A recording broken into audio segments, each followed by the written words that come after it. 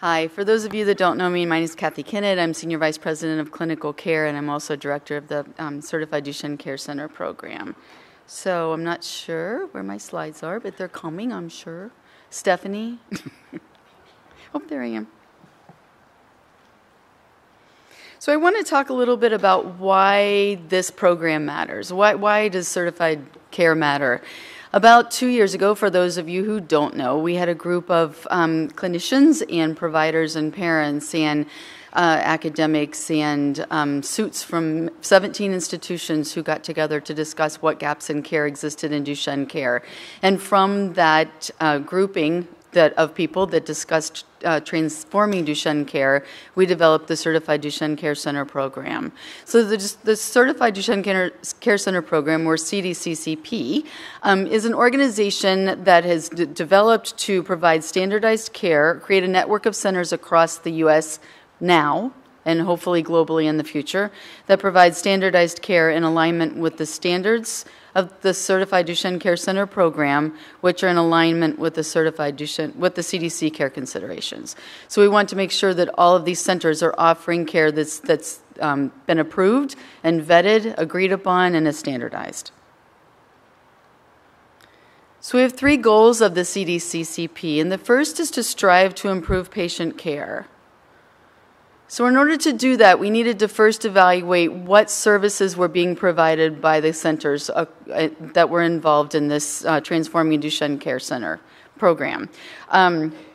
So we looked at all of the services that were provided and evaluated which services were absolutely necessary. And we decided that the services on the left needed to be available at each clinic visit in order to provide comprehensive care, and the services on the right needed to be available if needed. So every single certified Duchenne Care Center, has a center director, has clinic coordination and communication, a neuromuscular provider, cardiology, pulmonology, a genetic counselor, a physical therapist, and social work. And then if needed, the services on the right are available. So we also needed to know, now that we knew who was at the center, what are they doing? So the first survey that centers fill out is the Clinical and Subspecialty Services Survey that tells me who's there. The second survey is the Duchenne Care Survey that tells me what care those services provide.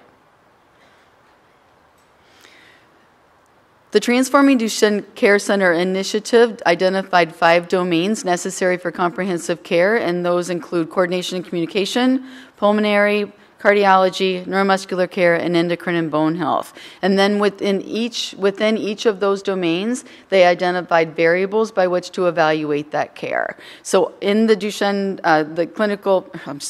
the Duchenne Care Survey, those variables are identified, and the services have to demonstrate that they're providing care in agreement with those variables. Why is this important? It's important that all of the centers have the same services, and it's important that all of the services are providing the same care for 2 reasons. First, the care is really, really important, obviously. The second is that clinical trial outcomes need to be robust and meaningful. And we know that right now, if clinical trials are being performed at different institutions, and if the care at those institutions is variable, then the variability of clinical trial outcomes may or may not be a result of variability in care or because of the drug. So by standardizing the care at those clinical trial sites, we strengthen the results of the clinical trial outcomes by reducing the heterogeneity in care. I hope that makes sense. So the certification program is a 3-pronged process. First of all, the care centers apply, and in their application they complete the Clinical and Subspecialty Services Survey, again, that lets me know who's there, and then they complete the Duchenne Care Survey that lets me know what those services are, what care those services provide. And then the certification committee will review those surveys. If there are questions, then there are many conference calls and emails back and forth. They have to demonstrate that they've met all of our questions or they've answered all of our questions questions to our satisfaction. And if we feel that all the pieces are in place, then we schedule a site visit. A lot of people have said, well, why is the site visit important? Well, it's really important for us to know what that center looks like. What does care look like at that center? What is the patient experience at that center? How are these people playing together? How do they communicate? How do they coordinate? What educational offerings are being provided at that center. We also want to substantiate that what information they've provided in the survey is being demonstrated in the interview. So the site visit and the interviews are extremely important. Once we decide that the site visit is fine, that we don't have any questions, that they've met all of our requirements, we don't have any concerns or issues, if everybody is in agreement, then they become certified. And that certification is good for 5 years.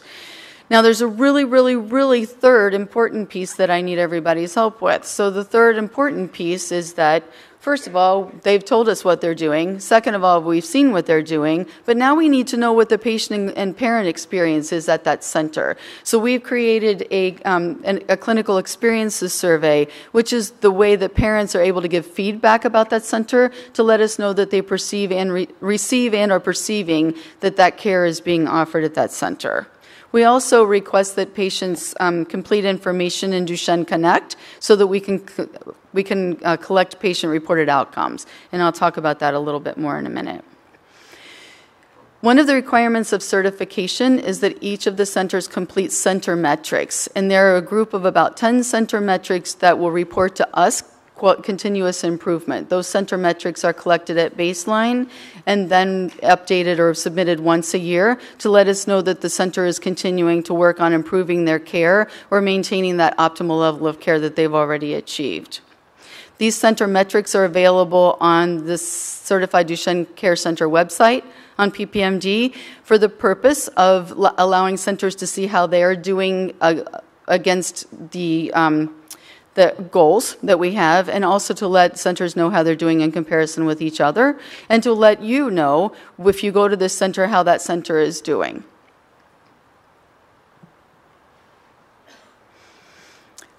The clinical experiences survey mirrors the center metrics. So it's, again, really important that if your child is seen at a certified center that you complete the clinical experiences survey. Brian is going to be out in the lobby at various times throughout this conference, so if you have the opportunity to complete the survey at this conference, that would be wonderful. If you can't, that survey is available online as well. It's really short, it's anonymous. The purpose of it is to support the information that has been supplied by the centers and to identify any barriers to supply or to providing the care that the centers are supposed to be providing. So if I see one person that says, well, maybe I didn't get an echo or that wasn't offered, maybe that was a fluke. But if I get 5 people who, for example, say I wasn't offered an echo at this visit, maybe that's a problem. So it allows us to keep an eye on what's going on at the centers, allows you to give feedback, and then allows us to give feedback to the centers so that they can continue to improve and provide the care that they want to provide and that we want them to provide. It's shared only with the centers, and it, again, demonstrates continuous improvement.